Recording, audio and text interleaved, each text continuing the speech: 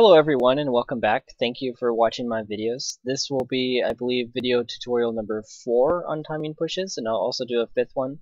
On these particular videos, I'm going to show you how to defend against timing pushes and also talk about, again, when timing pushes can be effective and when they're not.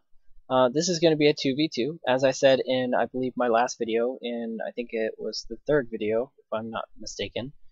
I said that strategies in 2v2, actually I believe it was in my 2nd video, timing pushes in 2v2 can be very strong, and that's whenever you notice them the most, typically, because say your ally does a fast expand and you're teching up to something ridiculous like carriers. You're going to do like a mothership rush with carriers, and your Zerg ally is doing a fast expand. And then for whatever reason, at about 6 minutes, you get rushed with about 10 Marines and a bunch of Banelings and several Zerglings with speed. And you just wonder, what the heck happened? How did we lose this game? And they're pushing through. That's a very strong timing push. Obviously, that's going to be your fault for not scouting it. But all the same, that's a timing push. And in these videos, we'll understand what timing pushes are and also how to defend against them. In this one, I will show you how to defend against the timing push. So this is a 2v2 that I played with my friend Lauren. I think I played random and just happened to play Terran, so unfortunately I'm sorry. This is another Terran video. And then our opponents are Terran and Protoss. My friend is Zerg.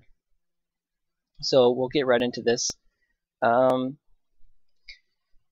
Again, timing pushes aren't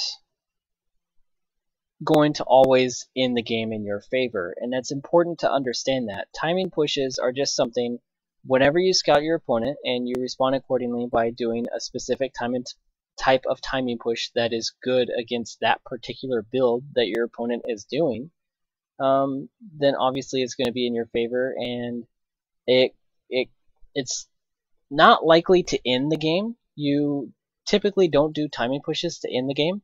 You just do it to delay to get your expansion up, and that's essentially what a timing push is. If you can end the game, that's great. We scout here, and we see that our opponent has 3 racks and 2 gateways and no gas. That is a very strong indication that that both opponents are going to rush right away. So I think I delay my orbital just a little bit, and I immediately put up 2 bunkers to defend, which is exactly what you need to do. So basically, to defend against a timing push, you need to scout it and you need to see it coming. This particular push could begin anywhere at between the 4-minute mark. It could begin that early, whenever they make their first Marine, probably before that actually. Probably at around I would say 3 minutes. As soon as they get that first Marine, they could rally it all the way to your base, and that's when the push could potentially start. Or, as they did here, they could wait a little bit until they get a little bit of a critical mass, and then they could push out. Unfortunately, my SCVs here are outside of this wall, and they kind of get taken out. They do not end up repairing and are completely useless. A little bit of micro kills the zealot here. For some reason they split up with these 3 zealots. My friend respawns a little bit slow, but this is appropriate to put spine crawlers up, and unfortunately he's going to lose this hatchery.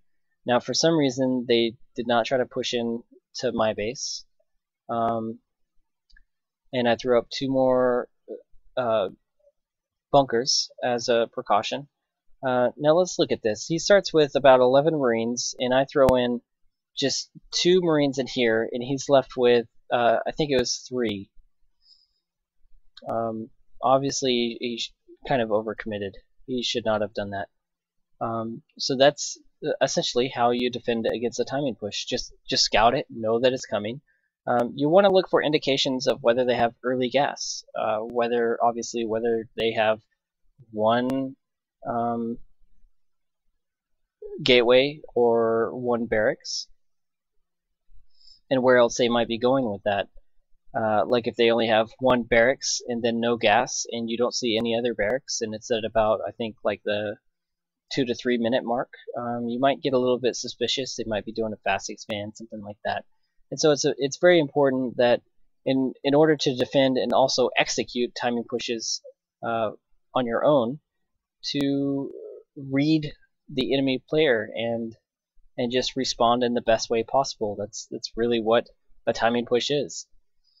And so we return the favor by meeting them at their front door. Actually, I think we end up running away. I think I overestimated his army. I wasn't sure if he had any more reinforcements behind him, and I didn't want to face him. So I'm going to go ahead and end this replay.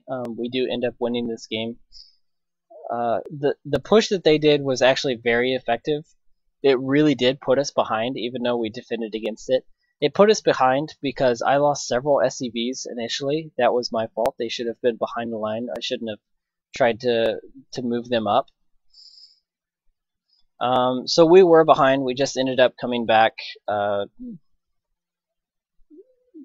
don't know. I think we were slightly. We just responded better than they did, and I think we had expansions up before they did, and we defended that. So I just wanted to state that because we won this game wasn't necessarily because we held the push off. We just responded better. Typically, when you do hold a push, you are kind of a little bit ahead, but in this case, that wasn't necessarily true. So anyway, I'll go ahead and end this game, and I'll start the next video.